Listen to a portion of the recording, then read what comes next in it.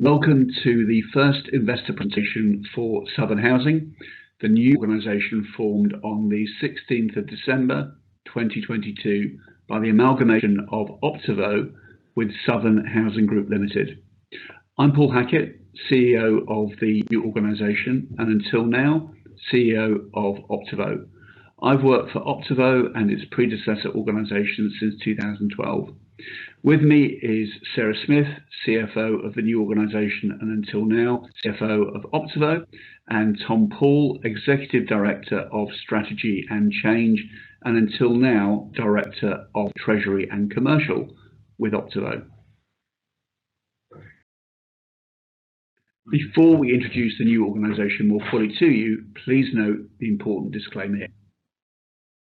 Today, we'll update you on the merger of Optivo and Southern Housing Group Limited to create Southern Housing, and we'll share our view of what lies ahead for our organisation. The new entity named Southern Housing is a result of amalgamation, a legal merger process specific to housing associations.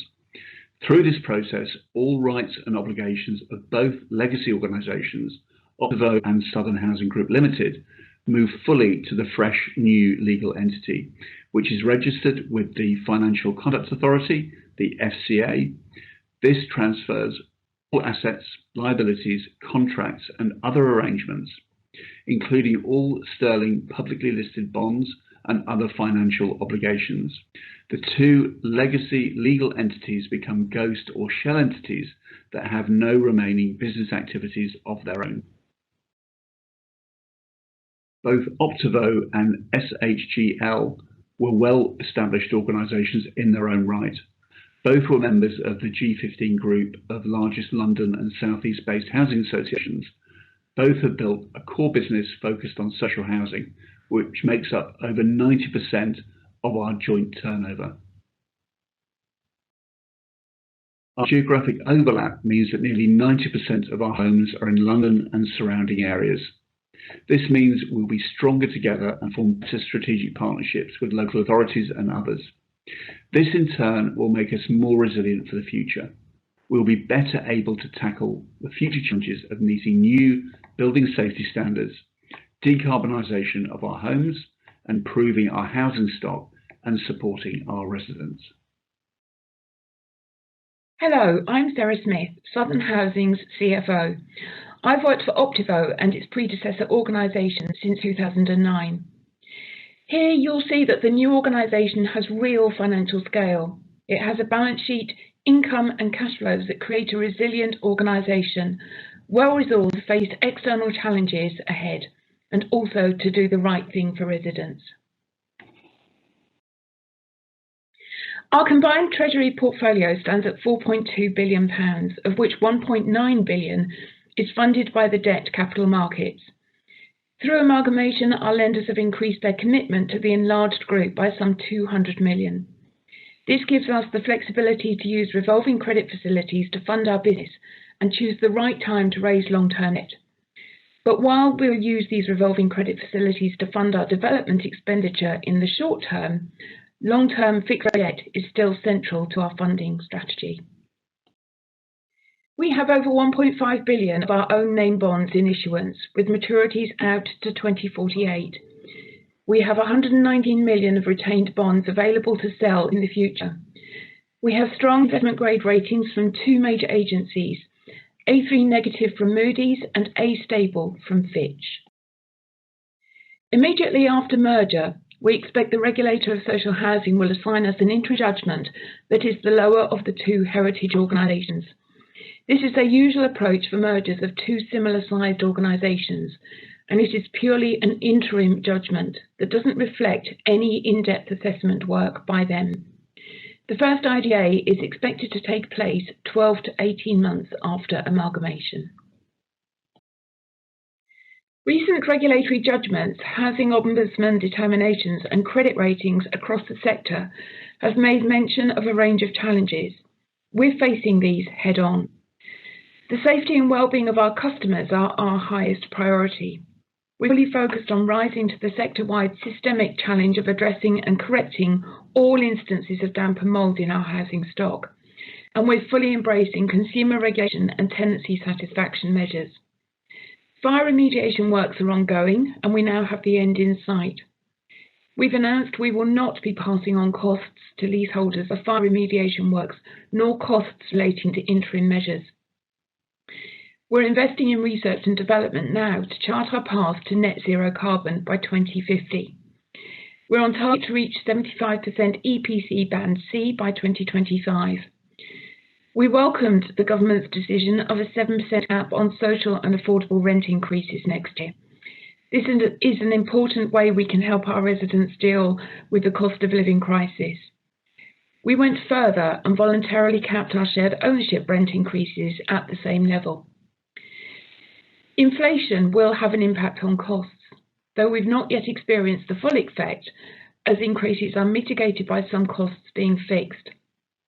While house prices are predictable 6% in the next year, we've already taken steps to de-risk our business plan, and we have a large pool of unencumbered stock we can use to support our borrowing needs. Marginal funding costs have risen as the interest rate environment has changed this year, but the majority of our debt portfolio is fixed, mitigating the impact on our current performance. In the face of challenges, we look to our financial golden rules to guide us. We track the indicators that are important to our financial strength, while also keeping an eye on rating agency measures, which are as important to us as for our investors. These have already helped steer us through the challenges we've faced since early 2020 pandemic, lockdown and Brexit disruptions. Our sector continues to tackle significant headwinds. Our merger will position us well to address them. By coming together, we'll be better prepared to tackle the challenges facing the sector. We'll be more efficient, more flexible, and have the scale to influence. Our merger will deliver scale and concentration. We'll be able to be more specialised with more robust and larger frontline teams. Our executive team has a combined total of over 100 years of experience in social housing. We're well placed to lead a successful integration of our two organisations and deliver the benefits of merger.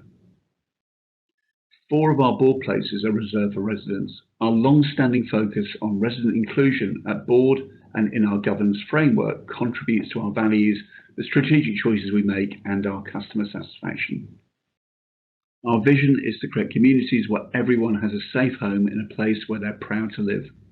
Residents are at the heart of our services, and we'll use our size to influence positive change in the areas where we operate.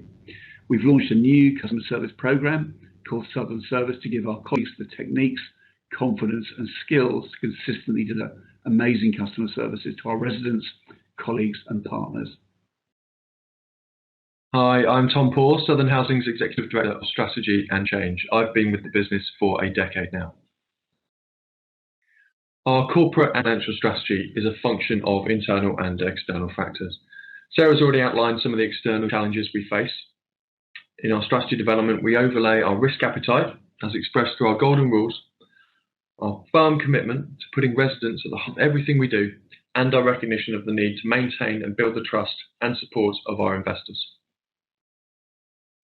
The recent and tragic case of Awab Ishaq, who died of a respiratory condition caused by mould in his home, has rightly focused attention on the responsibility of all registered providers to ensure that the homes we provide are well maintained and of decent standard.